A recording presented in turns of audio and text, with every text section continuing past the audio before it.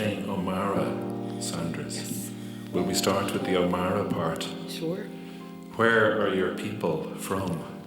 Well, all 8 of my grandparents were from Ireland, so they're from Tipperary, Yeah. Cork, Youghal in Cork, Westmeath, Meath, Mayo, Kildare, everywhere in Ireland. It's wonderful. We took a circuitous route from Dublin so that we could visit a couple of places. Gortmanho, or I don't know. Does anyone know where that is? Tipperary somewhere. Yeah. There's a lot of O'Maras in Tipperary and Clare, I noticed. So you're surrounded on both sides by the ancestors. So tell me about your parents then, Jane. Were they both Irish? Yes. Right. My mother was Bernadette Jones Sheridan, and my father, Patrick Benedict O'Meara. They were fantastic. I mean, I was very lucky to have really a gentleman and a lady as parents. They were very loving parents. They had 5 children, and my mom was a stay-at-home mom until my dad had an accident and then ended up in the hospital for about 2.5 years. When I was 2, I was the youngest, and so she got a job. She went to secretarial school at night so she could get a better job, as all of us know that happens. And then he stopped being a teacher because he couldn't stand in the classroom and got sick every year.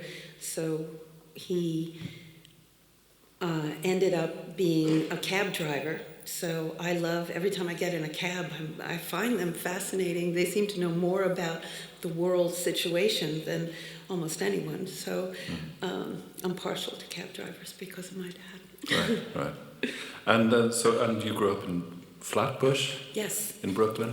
I grew a up very in, special place, a kind of unique place with its own atmosphere. Yes. I started in Bedford-Stuyvesant for the first 10 years, and then, but I remember more Flatbush and Irish neighborhood, a few Italians there, and they'd say, "Oh, he's an Italian," so, because at that time it was such a surprise. And we had an idyllic upbringing. I mean, I was a latchkey child. I loved it.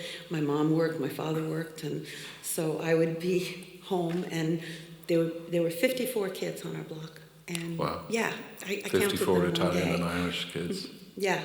So we not very played quiet. stickball and handball and dodgeball, everything. I was very lucky. Yeah. An Irish upbringing really in the community. Was it, how Catholic was it? Was that part of it? It was all Catholic, yeah. It seemed. And every neighborhood, every block in Brooklyn is a neighborhood, there's so many people on a block.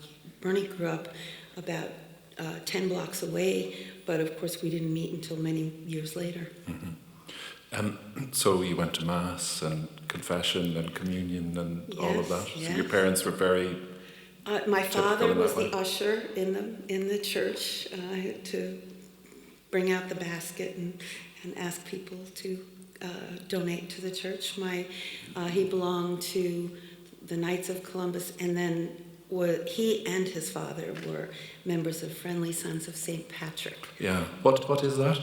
It's an Irish organization. It's the main one in New York, and they just met every month, and they talked about Ireland. They helped the community, even though we were not very well off at all. When my father died, the funeral director said what was his occupation, his profession. And my brother and I, without looking at each other and without skipping a beat, said philanthropist, because we had no money, but he would give you the shirt off his back if you needed it.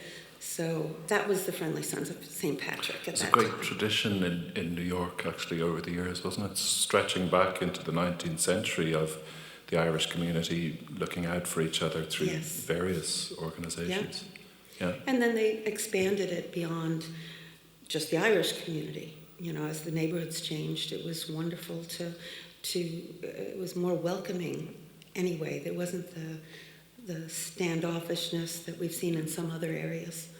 So growing up then in Brooklyn and the Irish family, did they have a sense of, you know, the home country? Did they have a picture of Ireland in their minds? Did they talk about it much? They had a picture of the Sacred Heart, and they had... a well-known Irish citizen, and the Sacred Heart, yeah. And they had, and it's in my house now, they had sayings, may the road rise to meet you, you know, to greet you.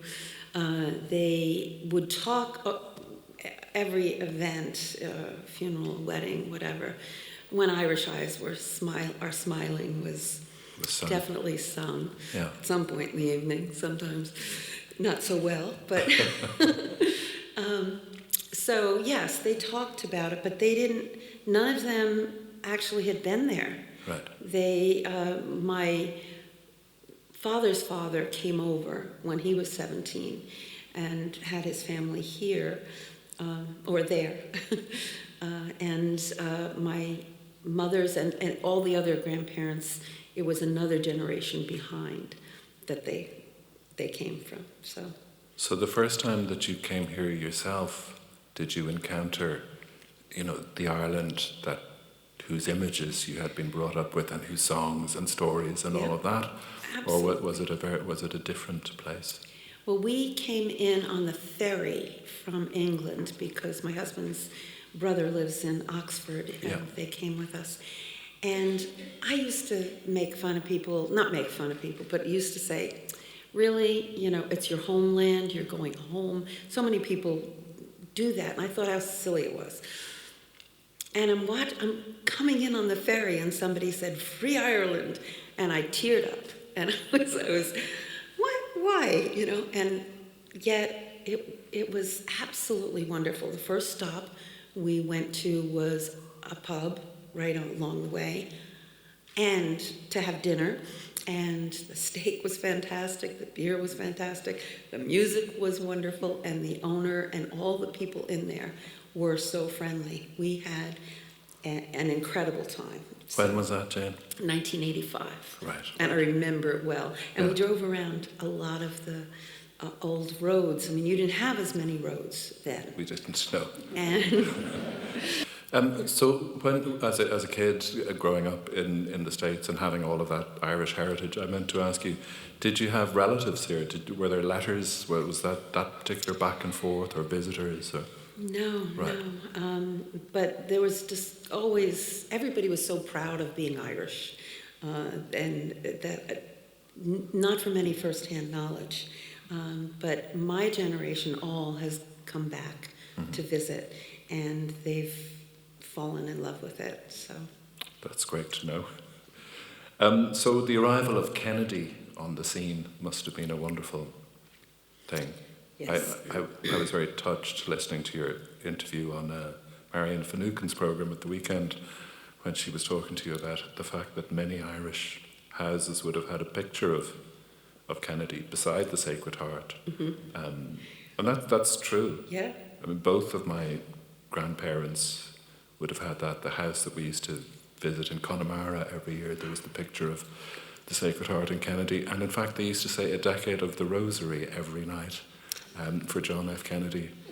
He was an iconic figure. They didn't know some of the things he was up to, mind you, but he must have, for you know, the descendant of a famine-era immigrant to achieve so much, must have felt like a great sense of arrival, I would have thought, for a young Irish person. Absolutely. I remember sitting on the floor watching the debate on TV, the Nixon-Kennedy debate. My parents were around, you know, just on the couch. And was this the famous debate where Nixon was a bit kind of unshaven and a bit, Yeah, and of course it wouldn't have mattered if he had done wonderfully, because we were with Kennedy as an Irish Catholic family would. There was nobody I knew that wasn't supportive. And I've learned since then that it doesn't matter how many people you know that are supportive or not. It's actually, you need to get out and talk to the people, because there might be other people who have different ideas. And that certainly was the case with Nixon. He came very close to winning. Absolutely, that time. One of the closest elections ever, I think. Yeah. But it was just wonderful. I wrote John F. Kennedy a letter. I got to see if I could come see him. I was 9, and he wrote back a very nice letter, but no. The Irish novelist Colm Tóibín, who's from Enniscorthy in County Wexford, where they have a particular love of the Kennedys, he has a story about being taken to see John F. Kennedy when he visited Ireland, I think in 1963. He got in, huh? Yeah. Well, no, the huge crowd were waiting in the street in Dublin. Wow. And where Colin was as a little 9 or 10-year-old boy was just around a corner.